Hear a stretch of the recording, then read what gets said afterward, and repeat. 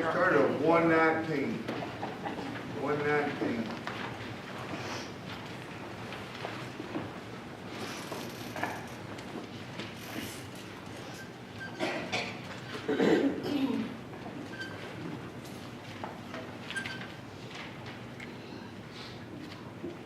Tempted and tried, we're all made to wonder why it should be thus all the day long, while there are others living about us, never molested, though in the wrong. Farther along we'll know all about it. Farther along we'll understand why.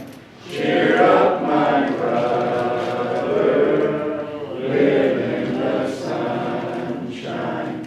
We'll understand it all by and by.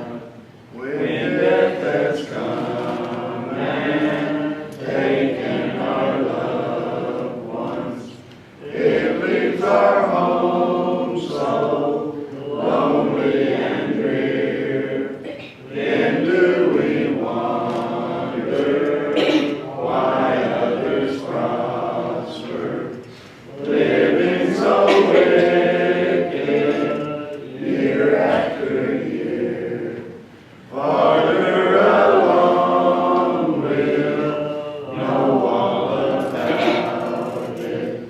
Farther along we'll understand why. Cheer up, my brother, live in the sunshine. We'll understand it all by and by.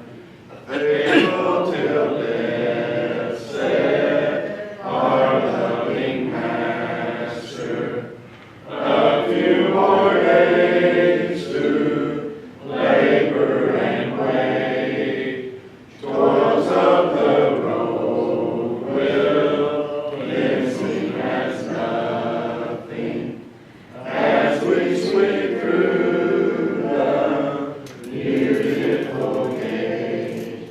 Farther along we'll know all about it. Farther along we'll understand why. Cheer up, my brother, live in the sunshine. We'll understand it all by and by. When we see Jesus coming in glory, when he comes from his home in the sky, then we shall meet him in that bright mansion. We'll understand it all by and by. Farther along we'll know all about it. Farther along we'll understand why. Cheer up, my brother, live in the sunshine. We'll understand it all by and by.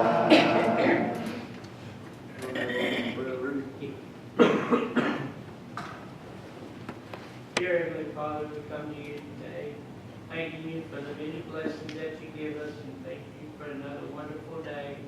We can be in your house, worship you, and give you the praise and the glory. And we just ask that you be with the ones that can't be here today, the ones that are sick and in the hospitals and nursing homes, and be with the church and congregation, dear Lord. Just help us to grow and be able to go out into the community and in the world and serve or bring others to you and teach other ones about you. And dear Lord, just ask that you be with us through the remainder of this service. Help Jacob to give us the words to help us. And again, we just thank you for sacrificing your Son Jesus on the cross. Take away our sins. In Jesus' name we pray. Amen. Turn to 210. 210.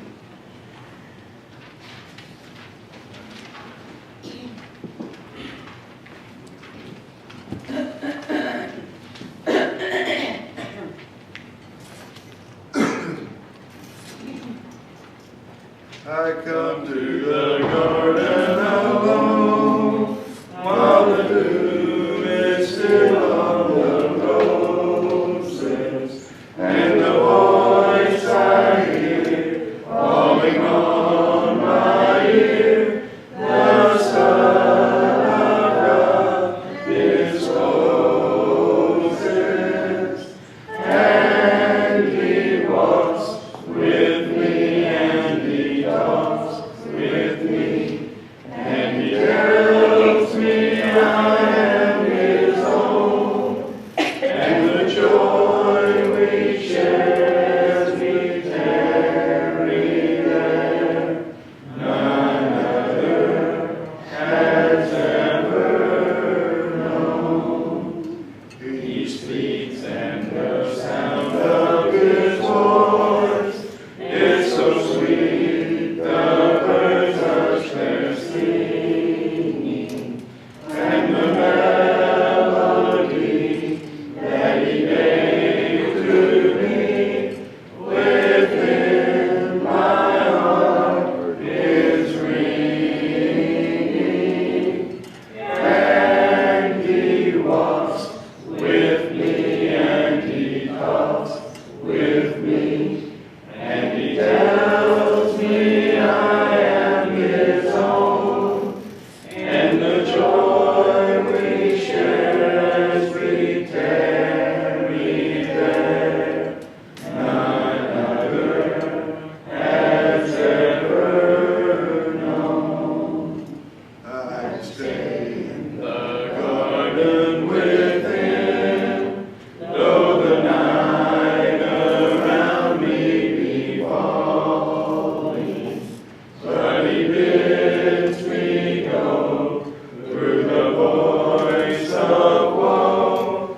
His voice to me is calling, and He walks with me, and He talks with me, and He tells me I am His own, and the joy we share as we tarry there, none other has ever known.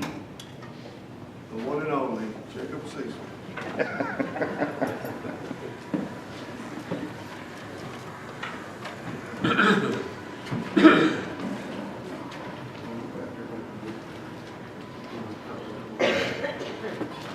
Good morning. Good morning. I'm excited that we get to be back again this morning because we're getting to continue our study in the book of Genesis. And it's really exciting to me because we're getting towards the end of Genesis. And as you all know, whenever we start getting towards the end of a book or a study, I get excited because that means we're wrapping up the thoughts of this study, and we're also getting to look towards a different study. But in the book of Genesis, it's been really exciting for me because we haven't just been studying one specific thing. We've got to study a wide range of ideas and people and thoughts that are in the Bible. And it's really interesting because we're getting to see how it all began. I really enjoy getting to hear the whole story. Because if I just hear the middle of the story, or just the end of the story, or just the beginning of the story, then it doesn't make as much sense to me. I don't get how important it is. But whenever I get to hear the whole story from beginning to end, then it makes a lot more sense. And the point that the writer or the person telling the story was trying to make, it makes its point, and it has an impact. So it's really important that when we're going through Genesis that we set a really firm foundation for the rest of the Bible.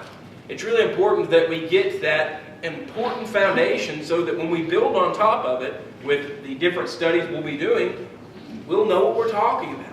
We'll know what the writer is talking about. We'll know what God's talking about, what He's trying to say to us. Now, throughout Genesis, we have studied, as I said, a wide range of different themes and ideas and things that happen. We start off with creation. We talked about the life in the garden with Adam and Eve, and then the being cast out of the garden after they sinned. We talked about Cain and Abel. Then we talked about Seth, the next brother that was to replace Abel, who was killed. We talked about Noah. We talked about his sons, Shem, Ham, and Japheth, and the different people that came out of them.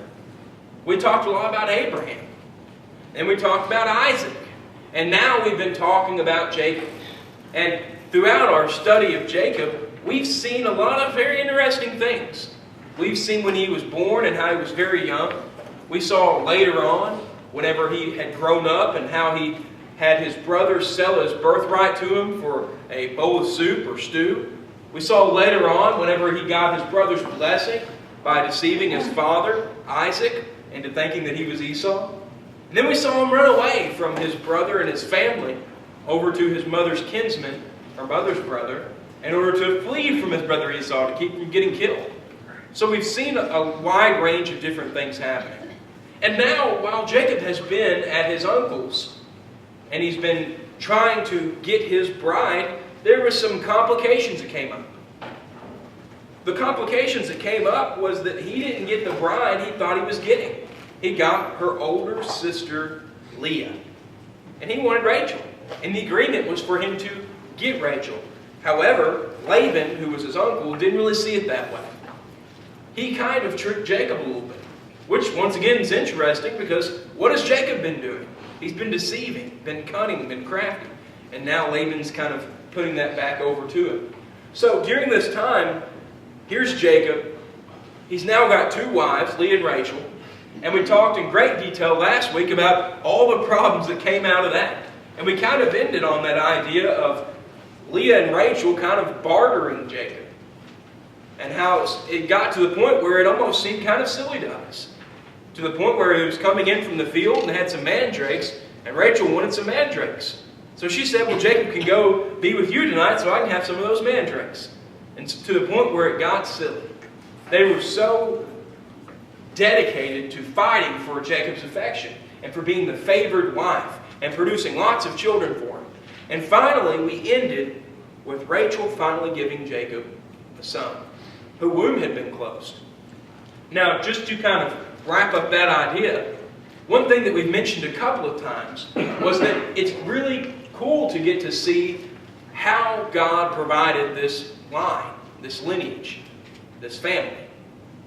You have Abraham, Isaac, and Jacob. All their wives couldn't bear children. Their wives were barren.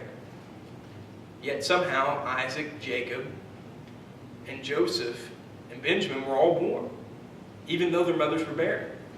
God had to intervene for them to be able to be born. Otherwise, the mothers wouldn't have had kids. So it's interesting to see that the line that God is following and dealing with, the family that He's heavily interacted with, they would not have had children if it hadn't been for God. Going on even further, Joseph has just come on the scene, has just been born. And we talked about how this is one of the two sons that Rachel was going to be able to herself give Jacob. And this was a big thing for Jacob. Jacob favored Rachel over Leah. That was the wife he originally wanted, and he kind of got tricked into having Leah. So there's going to be some special attachment there. And what we're going to see take place after Jacob runs away from Laban and is reunited with Esau, we're going to see Joseph take the center stage. And then he's going to become the player, the main key player for the rest of Genesis. And he's going to kind of lead us out. But back to this idea. We just have in chapter 30 of Genesis, verse 24, Joseph is named after he's born. And now we're going to get into the exit of Jacob from Laban. You may remember that whenever we were talking about the servant of Abraham sending his servant to go get a wife for Isaac, his son, that when he went to go get this wife, Laban, her brother, wanted her to stay for a little while. And kind of asked the servant, why don't y'all stay with us for a little bit? Just stay. And I told y'all to mark that in the back of your minds. Because that's the kind of attitude that we'll see happening with Laban a lot. Just wait up a little bit. Stay here for a while. And then Jacob, his nephew, comes. Well, you just stay with me 7 more years for your wife. I know I promised to give you Rachel if you work for me this many years, and I didn't do it. But just stay with me a little longer. Okay, he did. So now he has 2 sets of service for both the wives. And now he should be free to go again. His debt is paid. He has paid the bride price for his wives. He should be free to go on his way. Well, let's see what happens. Verse 25 of Genesis chapter 30. As soon as Rachel had borne Joseph, Jacob said to Laban, send me away that I may go to my own home and country. Give me my wives and my children for whom I have served you, that I may go. For you know the service that I have given you. But Laban said to him, if I have found favor in your sight, I have learned by divination that the Lord has blessed me because of you. Name your wages, and I will give it. Jacob said to him, you yourselves know how I have served you, and how your livestock has fared with me. For you had little before I came, and it has increased abundantly. And the Lord has blessed you wherever I turn. But now, when shall I provide for my own household also? He said, what shall I give you? Jacob said, you shall not give me anything. If you will do this for me, I will again pasture your flock and keep it. Let me pass through all of your flock today, removing from it every speckled and spotted sheep and every black lamb. And the spotted and speckled among the goats, they shall be my wages. So my honesty will be answered for me later, when you come and look into my wages with you. Every one that is not speckled and not spotted among the goats and the black among the lambs, if found with me, shall be counted stolen. Laban said, good, let it be as you have said. But that day, Laban removed the male goats that were striped and spotted, and all the female goats that were speckled and spotted, every one of them that had white on it, and every lamb that was black, and put them in charge of his sons. And he set distance of 3 days' journey between himself and Jacob pastured the rest of Laban's flock. So what's happened here? Jacob said, I'll take the spotted, the speckled, the black lambs, and those will be my wages. And Laban said, all right, sounds great. And then what does Laban do? Gave them to his sons. Gave them to his sons. He said, I'll just get these speckled and spotted out of here so that Jacob won't get anything. Laban's kind of backhanded traded him again. This is what was supposed to be his son-in-law's wages. The person that was going to be taking care of his daughters. The idea has to come up, does he ever expect Jacob to get to leave? What was that question Jacob asked again? When am I going to get to provide for my own family? When am I going to stop working for free for you? I've already had to serve 7 years extra when I should have only had to serve the 7. So when is this all going to stop? And what does Laban do? Takes all those spotted and speckled away so he won't have any lambs, so he won't have any sheep to pasture. Notice what happens next. Verse 37. Then Jacob took fresh sticks of poplar and almond and plane trees, and peeled white streaks in them, exposing the white of the sticks. He set the sticks that he had peeled in front of the flocks in the troughs, that is, the watering places where the flocks came to drink. And since they bred when they came to drink, the flocks bred in front of the sticks, so that the flocks brought forth striped, speckled, and spotted. And Jacob separated the lambs, and set the faces of the flocks towards the stripe, and all the black in the flock with Laban. He put his own droves apart, and did not put them with Laban's flock. Whenever the stronger of the flock were breeding, Jacob would lay the sticks in the troughs before the eyes of the flock, that they might breed among the sticks. But for the feebler of the flock, he would not lay them from there. So the feebler would be Laban's, and the stronger Jacob's. Thus the man increased greatly, and had large flocks, female servants and male servants, and camels and donkeys. So what's happened here? Jacob sees what's going on. He sees that there's no more spotted or speckled. So he takes these sticks and he peels off white so they become spotted, speckled limbs. And whenever he sees the strong of the flock coming down to water, he lays those sticks out. And whenever those sticks are laid out, whenever they breed, then it comes out spotted, striped, speckled, so they end up being Jacob's. Whenever he sees the weak ones coming, he doesn't lay them out, so those get to stay with Laban's. So he's kind of gotten his back. God's helped provide for him to get to have a flock, and his flock increased greatly. He had lots of servants and a large flock. Now in chapter 31, we see a problem arise. Laban starts seeing that Jacob's prospering, and that doesn't work out with Laban's plan. Laban expected that he would have all the flock, that Jacob wouldn't have anything, that he would get to have his servants for nothing.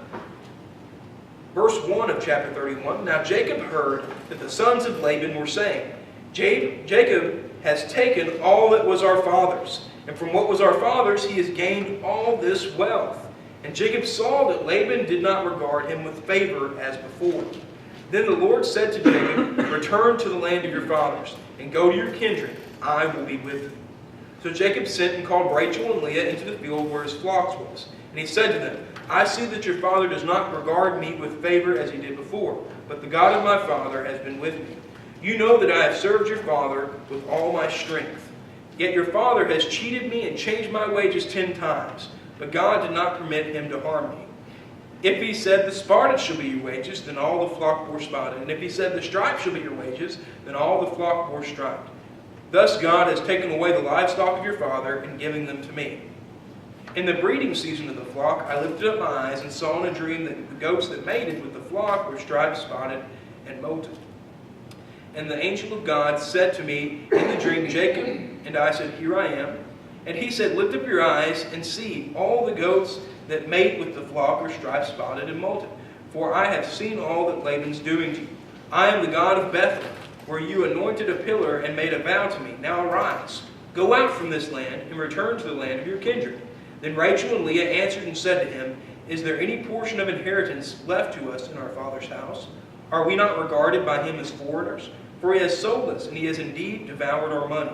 All the wealth that God has taken away from our father belongs to us and to our children.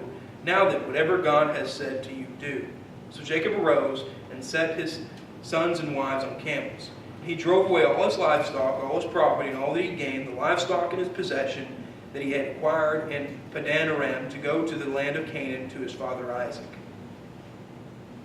Laban had gone to shear his sheep, and Rachel stole her father's household gods. And Jacob tricked Laban the Aramean by not telling him that he intended to flee.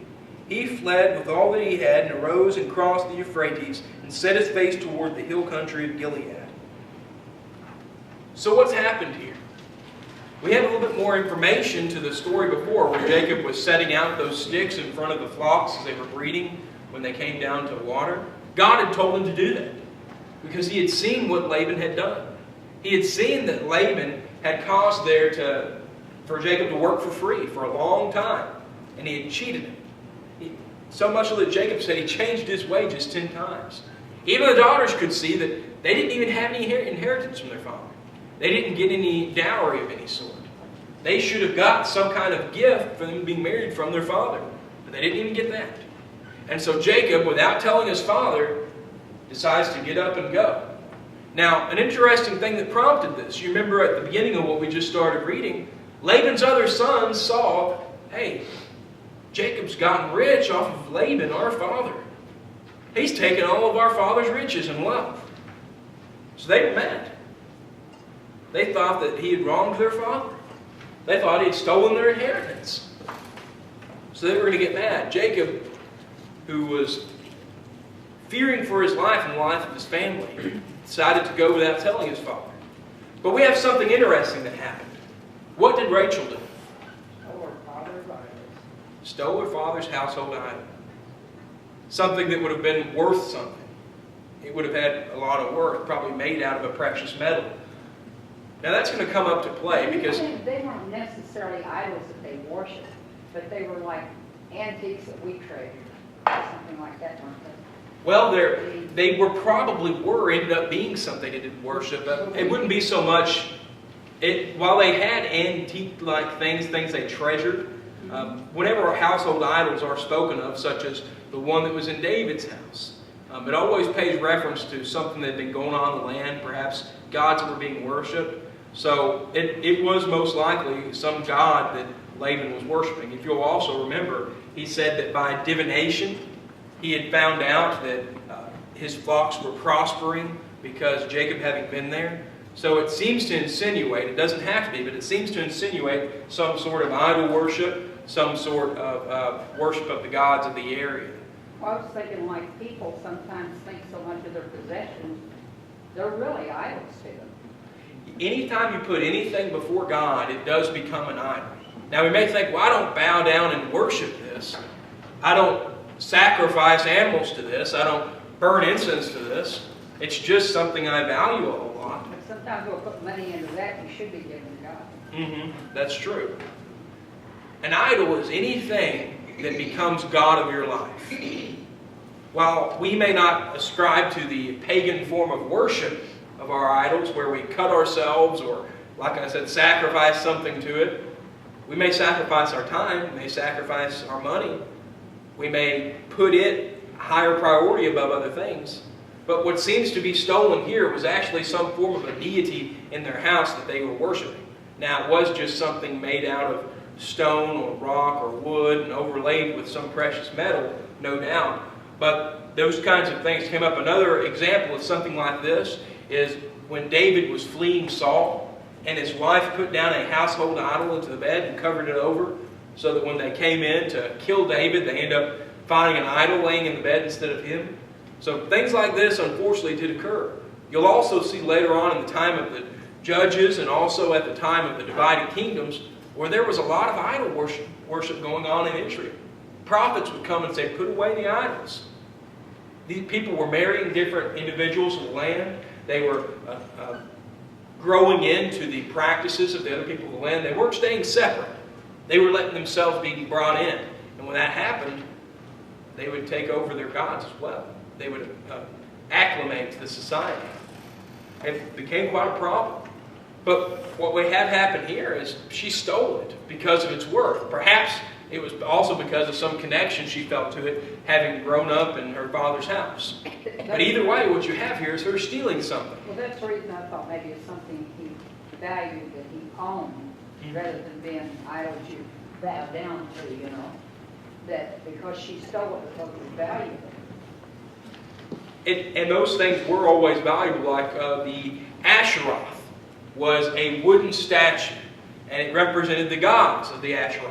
And they were gods of fertility and gave fertile crops and also gave you children. And they were a wood statue that was overlaid with gold. And they were quite valuable. Or sometimes they would be overlaid with bronze or overlaid with silver. Those kind of things were very common. And you also had the Baals. The Baals were also made into, most of those that I recall reading of were made out of stone. But they may have some engraving of some kind. So that they would have been of great value.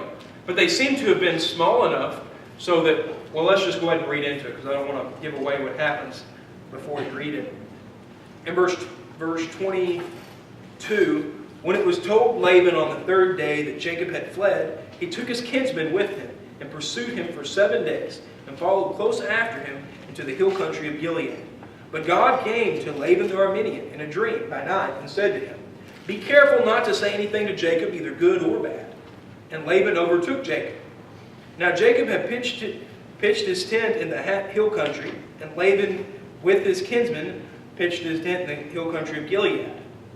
And Laban said to Jacob, "What have you done that you have tricked me and driven away my daughters like captives of the sword?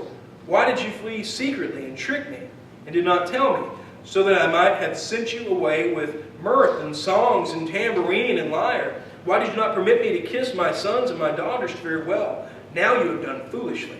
It is in my power to do you harm. But the God of your fathers spoke to me last night, saying, 'Be careful not to say anything to Jacob, either good or bad.' And now you have gone away because you longed greatly for your father's house. But why did you steal my gods?" Jacob answered and said to Laban, "Because I was afraid, For I thought that you would take your daughters away from me by force. Anyone with whom you find your God shall not live. In the presence of our kinsmen, point out what I have taken that is yours, what I have that is yours, and take it. Now Jacob did not know that Rachel had stolen them. So Laban went into Jacob's tent, and into Leah's tent, and into the tent of the 2 female servants, and he did not find them. And he went into Leah's tent, and went out of Leah's tent, and entered Rachel's. Now Rachel had taken the household gods, and put them in the camel's saddle, and sat on them. Laban fell all about the tent, but did not find them. She said to her father, Let not my lord be angry that I cannot rise before you, for the way of the woman is upon me. So he searched, but did not find the household gods. Then Jacob became angry and berated Laban. Jacob said to Laban, What is my offense? What is my sin that you have hotly pursued me? For you have felt through all my goods, and what have you found of all your household goods? Set it here before my kinsmen and your kinsmen, that they may decide between us two. These 20 years I have been with you. Your ewes and your female goats have not miscarried, and I have not eaten the rams of your flocks. What was torn by wild beasts I did not bring to you. I bore the loss of it myself. From my hands you required it, whether stolen by day or stolen by night.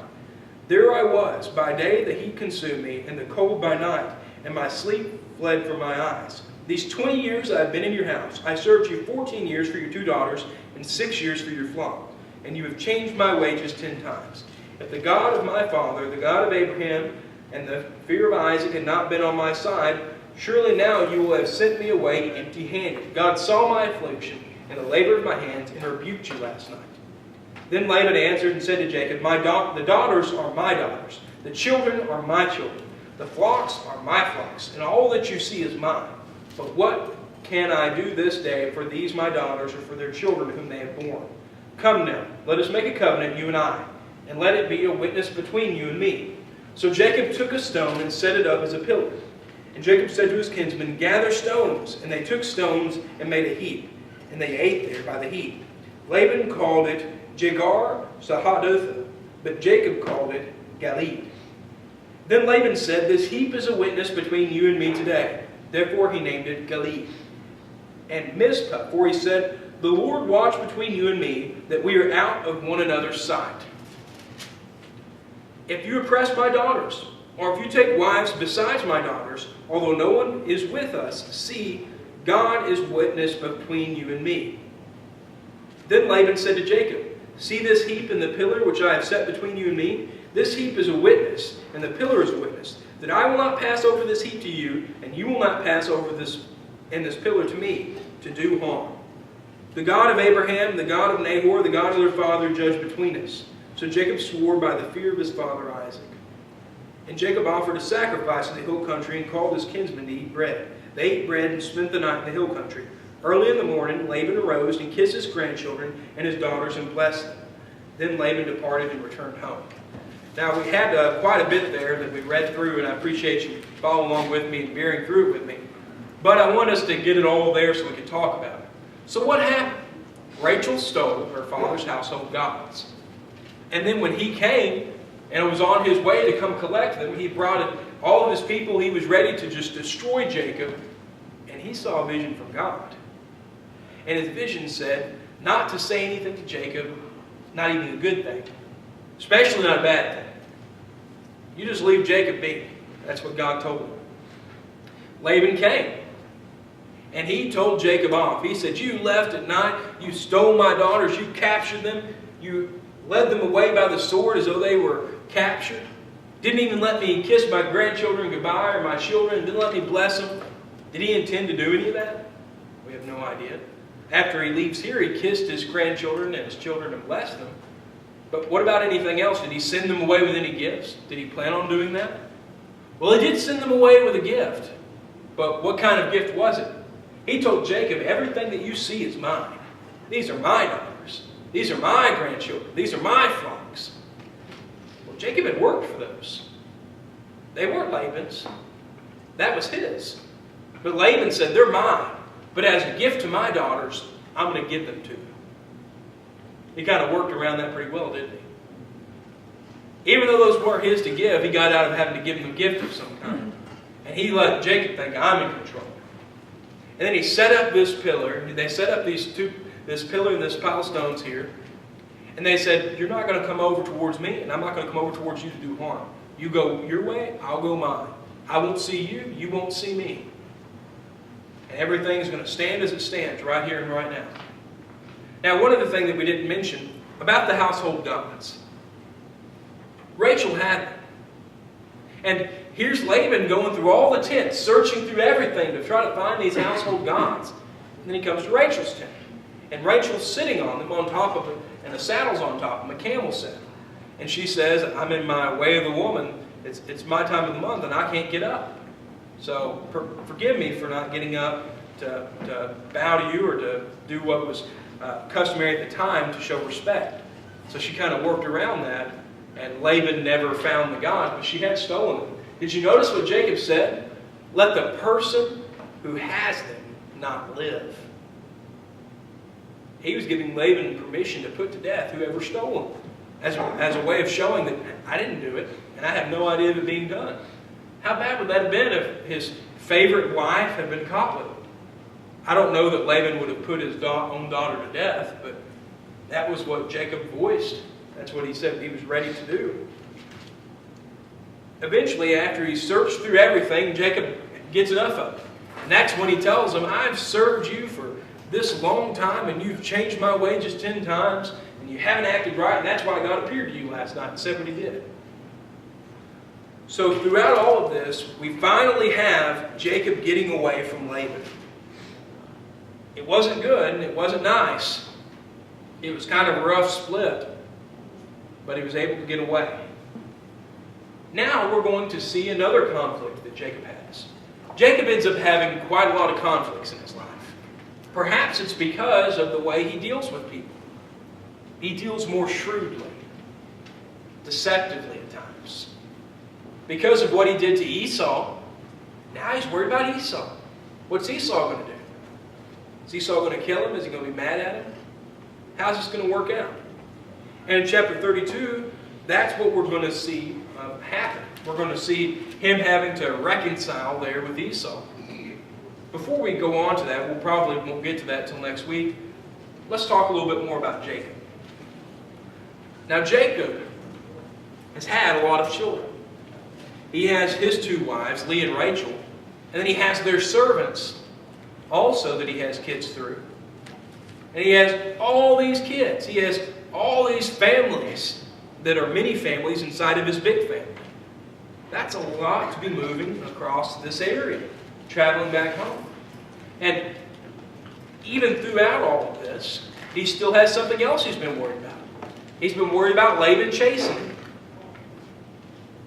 Now, after this line is cut in sand with Laban, he's going to have to go forward. And he's still got another problem. Remember what he did to Esau?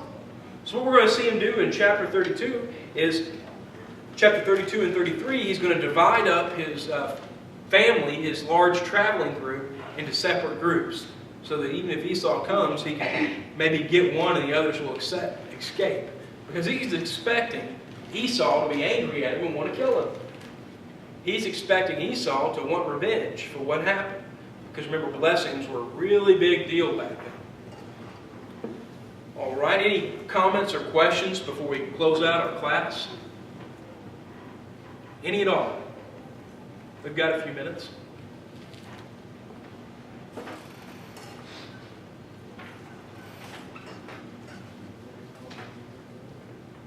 Sometimes we forget that God knows what's going on. And we need to realize that even though we don't have a direct presence of, in the sense of Him intervening within our lives, the providence of God may still be there. We may not be a Jacob, but the little things that we do is important to God. Sometimes we forget that God knows the whole picture. He can see the whole Our picture. thoughts are important. Everything comes into play. Now, like Terry said, we all can't be Jacobs. There's only a few of us that are privileged to be Jacobs. I'm glad of that. But even though we may not be this person that's big on the scene, leading all these people throughout the wilderness that are leading this family that is big and important. Even though we may play what seems like a smaller role, we don't know what kind of impact we're having. And even more so, in all of our problems that we have and our different things that we face throughout life, we don't know how God's interacting with them. For example, here with Jacob, he was just running away from Laban. God had come to Laban and told him to turn back. Don't mess with Jacob. Don't cause him any problems. In fact, don't say anything good to him or anything bad to him. Told him to just keep his mouth shut, not to mess with it. So we all the time forget that God's in control and He knows what's going on. And like Terry said, His providence is working. And we don't know what kind of things and steps He's taking to help us out. Well, we're also known within our little nucleus of people that we associate with what we really are and how we react to others. And it can be positive or negative. We have little impacts on people we may not even see. Any other comments, questions? Thank you so much for your participation and your cooperation. I hope it was helpful.